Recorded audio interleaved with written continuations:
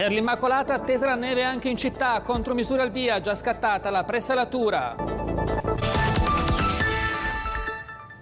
Buonasera a tutti. Dunque il brusco calo delle temperature preannuncia la prima nevicata stagionale attesa per il fine settimana. Lo confermano anche le previsioni del nostro esperto Alessandro Marcon e in città i bollettini meteo hanno già fatto scattare il piano neve con la presalatura delle strade collinari. Vediamo.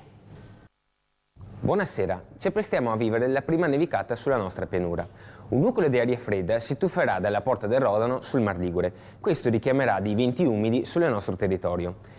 Domani pomeriggio, venerdì, assisteremo alle prime nevicate appunto dalla pianura da ovest verso est. Se lo spostamento del minimo da ovest verso est sarà lento, assisteremo a una nevicata anche superiore ai 5 cm. Se invece lo spostamento del minimo sarà veloce, la nevicata sarà di soli 1-2 cm. Questo per venerdì pomeriggio, sera e anche la prima mattinata di sabato.